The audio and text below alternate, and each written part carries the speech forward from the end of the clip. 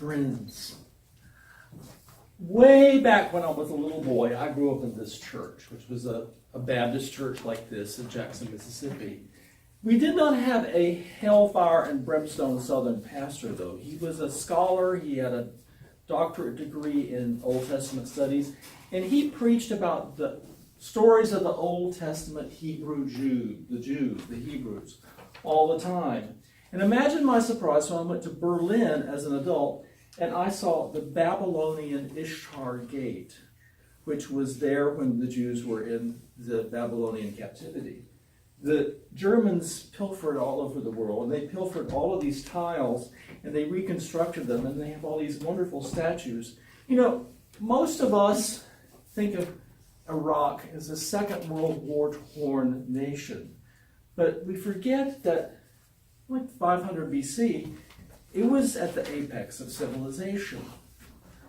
And they had incredible art. They had the Hanging Gardens of Babylon, which I'll be showing pictures of, and the type of architecture they had. A lot of people forget how spectacular a lot of that was.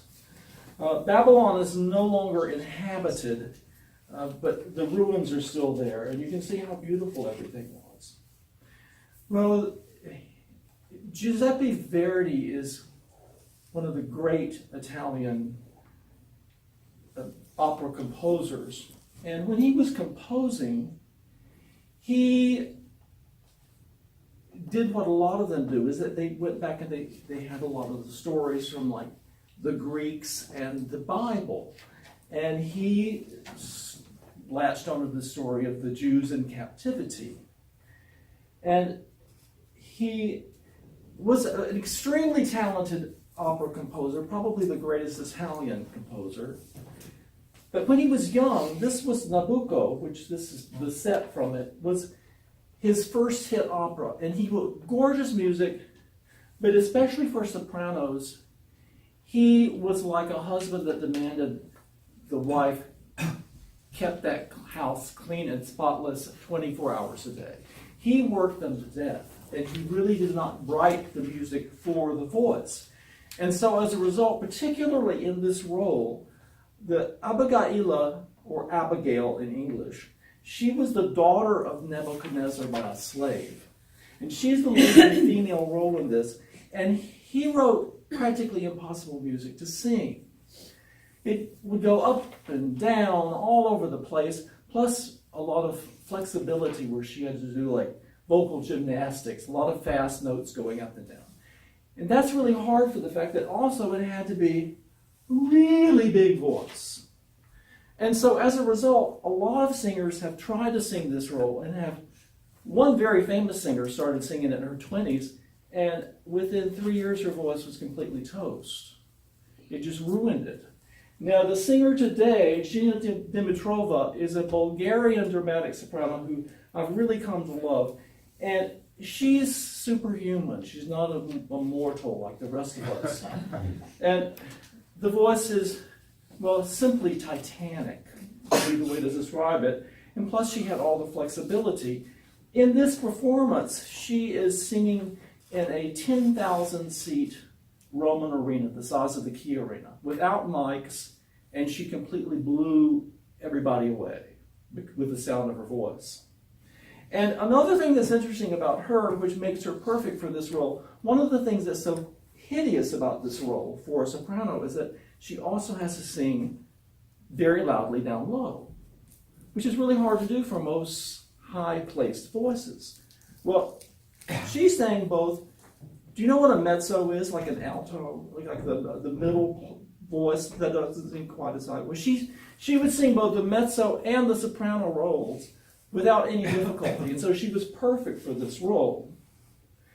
Now, when we get into this thing, she's going to start out, and I'm going to show you one of the things that's just truly fiendishly difficult about it, is in opera, there's an aria is like the poetry, but then there's a thing that came before it in a lot of the earlier operas called recitative, which is like prose. It's where you tell the story.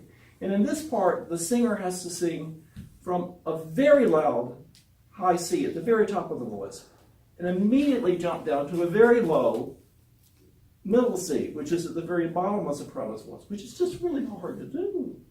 And then she's going to go into the aria itself, which it's just, have you ever seen a marching band for a really good college team that just, it really gets you excited? Well, it's the same type of thing. And you can see here she's hitting a high note and somebody is like losing a contact when it's. So I'm going to play a little bit of this music and see what you think.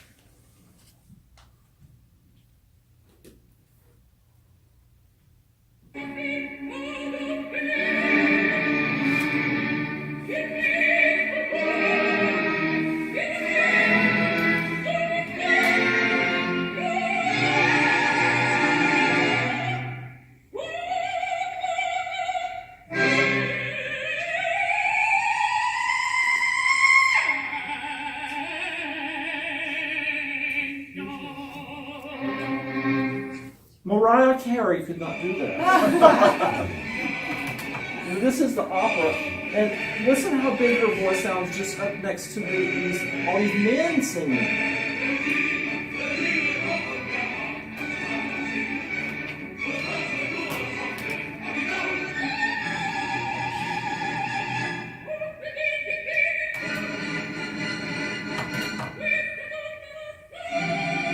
I love these very powerful, strong women, but just not in my life.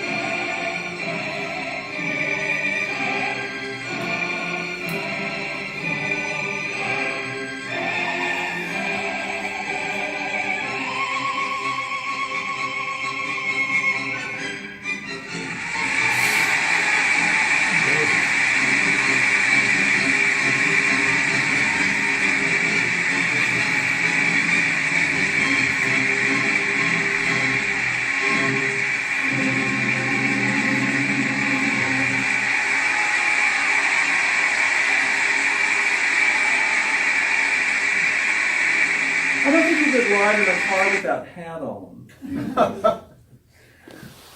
It's very exciting music, sung by a very thrilling soprano.